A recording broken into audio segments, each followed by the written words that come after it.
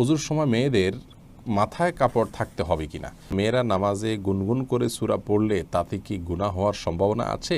মেয়েদের ওয়াজ করা কি জায়েজ? ইদ্যত পালন ব্যতীত বিবাহ পড়ালে তার কি গুনাহ হবে? একটি মেয়ের যদি দুটি বিয়ে হয় তাহলে জান্নাতে কোন স্বামীকে পাবে? প্রেগন্যান্ট মহিলাদের কি বালিশের উপরে সেজদা দেওয়া জায়েজ হবে? অনেকে যত্রতত্র থুতু ফেলেন, এটা কি অপরাধের মধ্যে পড়ে? মাছ বা পাখি জাতীয় আকৃতির পিঠা তৈরি করা যাবে কিনা? যদি কোনো মহিলা মারা যান তাহলে কি মসজিদের মাইক দিয়ে বলা যায়? টিকটিকি মারলে সব হবে, এটা কতটুকু সত্যি? ফরজ নামাজের ইমামের সাথে মুসল্লির তাকবীর বলা কি আবশ্যক? স্ত্রীকে বলা সত্ত্বেও বারবার গীবতে লিপ্ত হয়, করণীয় কি? পোস্ট অফিসে টাকা রেখে লভ্যাংশ নেওয়া যাবে কি না? মসজিদের সামনে দেয়ালে কাবার ছবি, মদিনার ছবি সম্বলিত টাইলস লাগানো যাবে কিনা? হলুদ রঙের পায়জামা পরে কি নামাজ পড়া যাবে? পায়ে হাত রেখে সালাম করা সম্পর্কে বলবেন। কোরআনে ৩-৪ আলিফ টান না দিলে কি গুনাহ হবে? জুতা পরে জিকির করা যাবে কিনা? ধূমপানকারীর পিছনে দাঁড়িয়ে নামাজ পড়া যাবে? যেই ইমাম ২ সিজদার মাঝে কিছু সময় শান্তভাবে বসে না, তার পেছনে কি নামাজ পড়া যাবে? 4 রাকাত সুন্নত নামাজের তৃতীয় রাকাত ও চতুর্থ রাকাতে সূরা ফাতিহার পর অন্য সূরা বা আয়াত পড়তে হবে। মসজিদ থেকে বাচ্চাদের বের করে দেওয়ার ব্যাপারে কিছু বলবেন কি? তামাক পাতা চাষ করা কি জায়েজ হবে? পুরুষের দায়ের ভিতরে কি ওযুর পানি গেলে না গেলে ওযু হবে? মৃত ব্যক্তিকে মরহুম বা মরহুমা বলা যাবে কিনা? জুমার নামাজে দ্বিতীয় জামাত করতে পারবে কিনা? আমার পছন্দ কিন্তু আমার মায়ের পছন্দ না, এমন মেয়েকে বিয়ে করা যাবে কিনা? কাফি মুরাদ জানতে চেয়েছেন, রাস্তায় হাঁটতে হাঁটতে বা চলার সময় জিকিররত অবস্থায় জিকির থামিয়ে সালাম দেওয়া যাবে কি না? অসুবিধা নেই, দেওয়া যাবে, কারণ জিকিরের মাঝে যদি সালাম দেওয়া হয়, সালাম দেওয়ার পর বাকি জিকির আপনি কন্টিনিউ করবেন, এমন না এটা সালাতের মতো না যে আমি মাঝখানে অন্য কিছু করতে পারবো না। অতএব জিকির থামিয়ে সালাম দেয়া বা নেওয়া যেতে পারে, কোনো অসুবিধা নেই। সালমান সাদি জানতেছেন, মৃত ব্যক্তিকে মরহুম বা মরহুমা বলা যাবে কিনা? এটা নিয়ে আমাদের সমাজে বাড়াবাড়ি আছে। মারহুম শব্দের অর্থ যার প্রতি রহম করা হয়েছে, এটি হলো জাস্ট সুধারণা বা দোয়ামূলকও হতে পারে রূপক অর্থে, যে তার প্রতি সুধারণা করা হোক। তো এই জন্য মারহুম বললে কোনো অসুবিধা নেই। শেখ আব্দুল আজিজ বিন আব্দুল্লাহ বিন বাজ রাহিমাহুল্লাহ, সৌদি আরবের সাবেক গ্র্যান্ড মুফতি, তিনি তাকে এই বিষয়ে একটা প্রশ্ন করা হলো, তিনি বলেছেন যে এতে অসুবিধা নেই। যদি এই অর্থে কেউ বলেন যে তার প্রতি রহম করা হয়েছে, আমি জানি তিনি আল্লাহর রহমপ্রাপ্ত হয়ে গেছেন, তাহলে তো সেটি গর্হিত, কারণ আমরা জানি না আল্লাহ তাআলা কার প্রতি কী আচরণ করেছেন না করেছেন, এটি গায়েবের বিষয়। আমরা সেরকম ফয়সালামূলক অর্থে মারহুম বলতে পারবো না, কিন্তু আপনার এছাড়া সাধারণ অর্থে আপনি মারহুম বলতে পারেন, অর্থাৎ দোয়ামূলক অথবা সুধারণামূলক, শুধুমাত্র কোনো ফয়সালামূলক নয়, এরকম অর্থে আপনি বলতে পারেন। অতএব এটি বললে গুনাহ হবে না। আমাদের দেশে বিশেষ করে মারহুম বলা হয় যে এটা কেউই এই অর্থে বলে না যে তার প্রতি রহম করা হয়ে গেছে, সে জান্নাতে চলে গেছে, আমি জানি, এই বিশ্বাস থেকে তার প্রতি আমি তাকে মারহুম বললাম, এরকম মিনিং নিয়ে কেউ আসলে বলে না। যেহেতু উদ্দেশ্যটাই মেন, তিনি কি উদ্দেশ্যে মারহুম বলছেন সেটা হলো মুখ্য বিধায়, এরকম বললে কোনো গুনাহ হবে এমনটি নয়। আলামিন বিন সিদ্দিক জানতেছেন, জুমার নামাজে দ্বিতীয় জামাত করতে পারবে কিনা? না, জুমার মসজিদে দ্বিতীয় জামাত কেন করবেন? জুমার জামাত একটাই হবে, যারা মিস করবে তারা পরবর্তীতে জোহর নামাজ পড়বে। মাহিরা জান্নাত আইরা জানতে চেয়েছেন, ওযুর সময় হ্যাঁ, যদি কোন কারণে এমন একটা জায়গায় আছেন যেখানে দ্বিতীয় জামাত করা ছাড়া কোনো বিকল্প নাই, কোনো জায়গা নেই, তাহলে সেক্ষেত্রে দ্বিতীয় জামাত আপনি করতে পারেন। এমনি মনিরুল ইসলাম জানতে চেয়েছেন, আমার পছন্দ কিন্তু আমার মায়ের পছন্দ না, এমন মেয়েকে বিয়ে করা যাবে কিনা?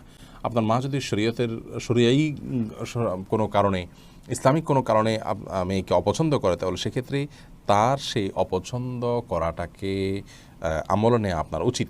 আর যদি এরকম না হয়, নিছকই তার জাস্ট ভালো লাগে না, এরকম একটি বিষয়, শরীয়ত গ্রাহ্য কোনো ওজন নাই, তাহলে সেক্ষেত্রে তার সেই ভালো লাগা না লাগা মূল্য আপনি দিবেন না, বরং তাকে বোঝানোর চেষ্টা করবেন। মূল্য দেবেন না বলতে আপনি তাকে বোঝানোর চেষ্টা করবেন যে জাগতিক কারণে আপনি তাকে অপছন্দ করছেন আর আমি তাকে দ্বীনি কারণে পছন্দ করছি।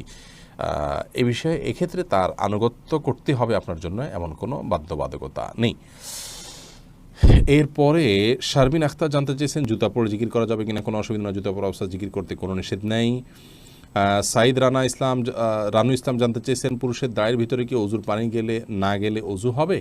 দাড়ি দেখতে হবে ঘন নাকি পাতলা। যদি পাতলা হয় তাহলে সেক্ষেত্রে তার গোড়া পর্যন্ত পানি পৌঁছাতে হবে, যদি ঘন হয় তাহলে সেক্ষেত্রে আপনার বাহ্যিক অংশে বা যতটুকু সম্ভব ততটুকু পানি পৌঁছালে চলবে। এমডি শাহিন জানতে চেয়েছেন, মসজিদের সামনে দেয়ালে কাবার ছবি, মদিনার ছবি সম্বলিত টাইলস লাগানো যাবে কিনা?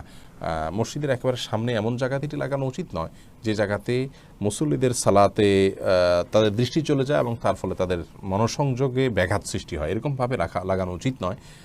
এমনি সবদ্ধনের অংশ হিসেবে এটি লাগানো যেতে পারে। বিশেষ করে অনেকেই মনে করেন যে আমরা মসজিদের কেবলার দিকে আমরা যখন সালাত আদায় হবে তখন কাবার দিকে আমরা ফিরে সালাত আদায় করছি, তাহলে কাবার যদি একটা ছবি থাকে তাহলে কেমন যেন কাবাকে সামনে আমি রেখে সালাত আদায় করি সেরকম মনে হবে। এরকম মানসিকতা থেকে এটা করলে এটা ভুল হবে, কারণ সালাতের মধ্যে আমাদের নজর থাকবে সেজদার এরিয়াতে, সামনে নয়। অতএব আমরা কাবা দেখে সালাত আদায় করলে বরং সেটি আমাদের ত্রুটিপূর্ণ সালাত হবে। এটি এই দৃষ্টিকোণ থেকে এটি করা যাবে না। যথাসম্ভব এটিকে অ্যাভয়েড করাটাই আমরা ভালো মনে করি। এমনি সৌন্দর্যের জন্য করলে মসজিদের বাইরের অংশে লাগাতে পারেন বা অন্য কোনো অংশে লাগাতে পারেন যেখানে মুসল্লিদের নজর পড়বে না। এরপর নূর আলম জানতে চেয়েছেন, তামাক পাতা চাষ করা কি জায়েজ হবে? তামাক পাতা চাষ করা জায়েজ হবে না, যেটা খাওয়া বা পান করা নিষিদ্ধ, যেটা মানুষের মধ্যে নেশার উদ্রেক করে, যে বিষয়টা মূলগতভাবে নেশা জাতীয় দ্রব্য, এছাড়া এটার অন্য কোনো ব্যবহার নাই বললেই চলে। অতএব সেটির চাষ করাও জায়েজ হবে না। 4 রাকাত সুন্নত নামাজের তৃতীয় রাকাত ও চতুর্থ রাকাতে সূরা ফাতিহার পর অন্য সূরা বা আয়াত পড়তে হবে। 4 রাকাত বিশিষ্ট সালাতে যদি ফরজ হয় তাহলে তার শেষের 2 রাকাতে পড়ার কোনো প্রশ্নই নেই, আর যদি নফল হয় তাহলে সেক্ষেত্রে শেষের রাকাতগুলোতে সূরা মিলাবেন। নাহিদ সালাউদ্দিন জানতে চেয়েছেন, যেই ইমাম 2 সিজদার মাঝে কিছু সময় শান্তভাবে বসে না, তার পেছনে কি নামাজ পড়া যাবে? 2 সিজদার মাঝখানে যদি শান্তভাবে না বসেন তাহলে তার পেছনে সালাত হবে না। কারণ হলো তিনি সালাতের একটা ওয়াজিব তরক করেছেন, কোনো কোনো ইমামের মধ্যে সেটি ফরজ, কাছাকাছি দুইটাই আবশ্যক একটা জিনিস তরক করেছেন। যদি উঠে তিনি এক তাসবিহ পরিমাণ অন্তত বসেন, এক সিজদা থেকে উঠে সোজা হয়ে এরপরে সিজদা যান, তাহলে ইনশাআল্লাহ তার পিছনে সালাত হয়ে যাবে। পারভেজ মন্ডল জানতে চান, ধূমপানকারীর পিছনে দাঁড়িয়ে নামাজ পড়া যাবে? যিনি প্রকাশ্যে ধূমপান করেন তিনি ফাসিক, অপরাধী, তার পেছনে সালাত আদায় করা উচিত নয়। যদি অন্য কোনো বিকল্প ইমাম না থাকে তাহলে জামাত তরক হয়ে যাবে তার পেছনে নামাজ না পড়লে, এরকম হলে তাহলে তার পেছনে নামাজ পড়বেন। কিন্তু যারা ইমাম নিয়োগ দিবেন তাদের জন্য এরকম ব্যক্তিকে ইমাম নিয়োগ দেওয়া জায়েজ নাই। এরকম ইমাম পরিবর্তন করে সেখানে বাহ্যিকভাবে বা প্রকাশ্যে অপরাধ করেন এরকম ইমামকে নিয়োগ দিবেন না, বরং একজন ভালো মানুষকে নিয়োগ দেওয়ার চেষ্টা করবেন। যদিও গোপনে বা লোকচক্ষুর আড়ালে আমাদের সবারই কোনো না কোনো অপরাধ হয়, কিন্তু প্রকাশ্য অপরাধকারী ব্যক্তিকে ইমাম হিসাবে নিয়োগ দেওয়া যাবে না।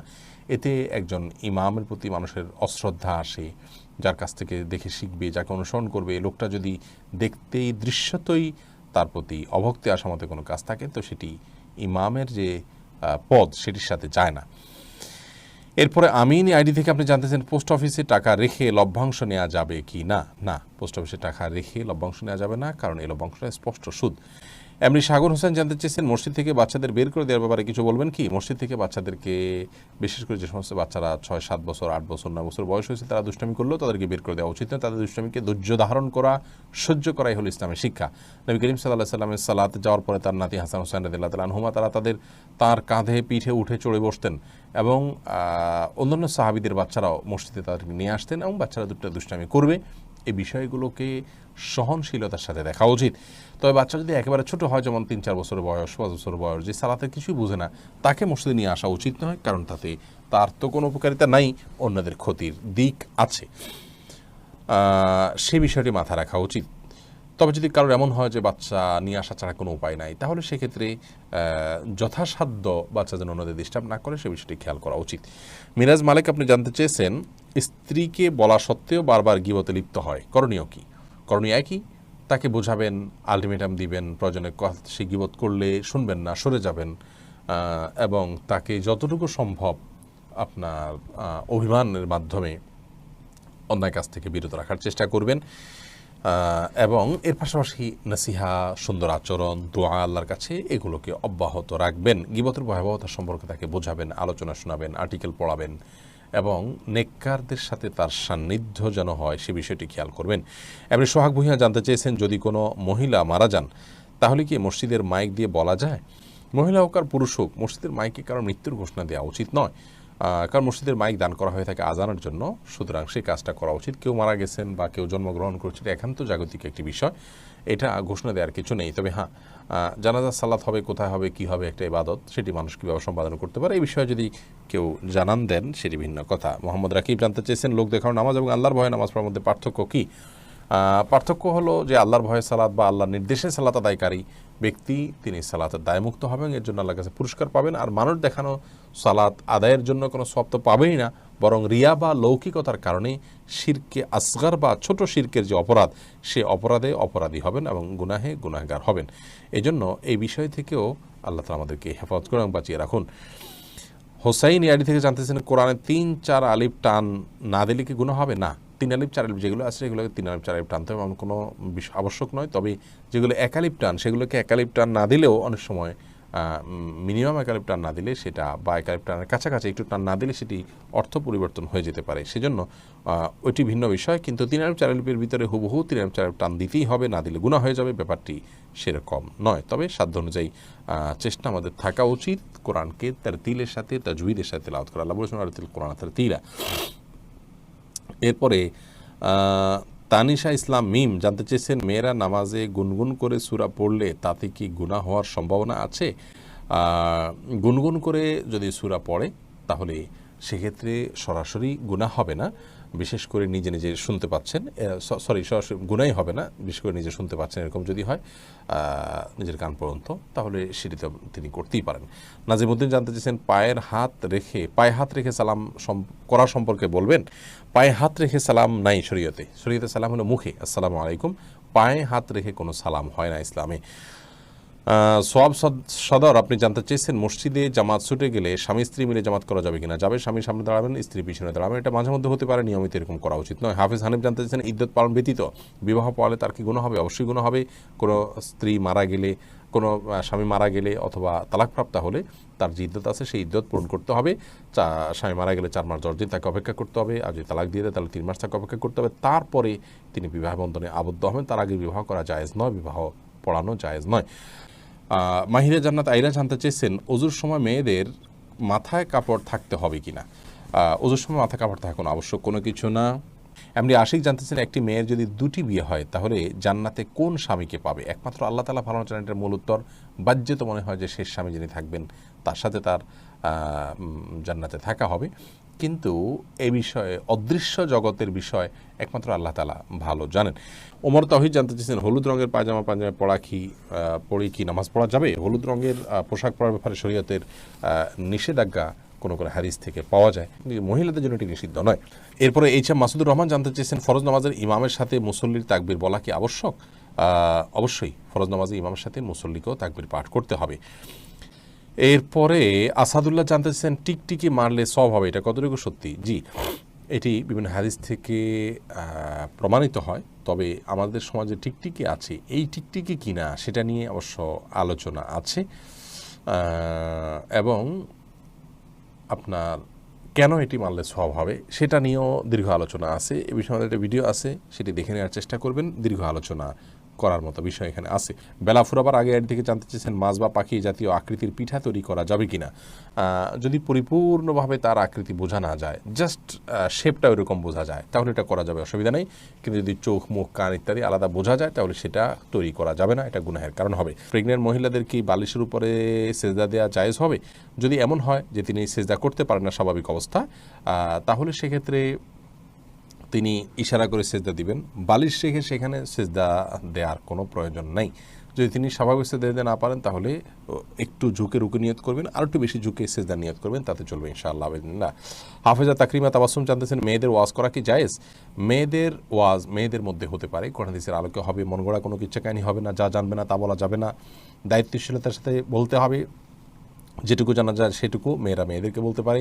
কিন্তু এটি বলতে গিয়ে ওয়াজের নামে আজকাল যেটা হয় যে মাহফিলের মতো প্যান্ডেল করা হয়, মাইক লাগানো হয়, অনলাইনে সেগুলো ছড়িয়ে দেওয়া হয়, এগুলো জায়েজ নাই। বিশেষ করে প্যান্ডেল করে মাইক লাগিয়ে বাহিরে সেটার আওয়াজ মানুষকে শোনানো যদি মহিলা ওয়াজকারী হয় তো সেটা জায়েজ নাই, কারণ এটি অন্য পুরুষদের জন্য পর্দার খেলাফ হবে, যার কারণে এটি করা জায়েজ হবে না। এরপরে আবুল কালাম রুবেল জানতে চেয়েছেন, অনেকে যত্রতত্র থুতু ফেলেন, এটা কি অপরাধের মধ্যে পড়ে? যত্রতত্র থুতু ফেলা এটা সরাসরি সেরকম অপরাধ নয়, কিন্তু একজন মুসলিমের যে আখলাক বা তার যে চরিত্র, এই চরিত্রের সাথে যায় না। বিশেষ করে ডানে বামে যদি দৃশ্যমান থাকে এমন কোনো জায়গায় ফেলে রাখলো যে মানুষ দেখলে সেটা তার ঘৃণাবোধ হবে, তো এরকম করা উচিত নয়। ইমানদারের আচরণ হবে এমন যে তার কোনো আচরণ দ্বারা অন্য কারোর কষ্ট হবে না।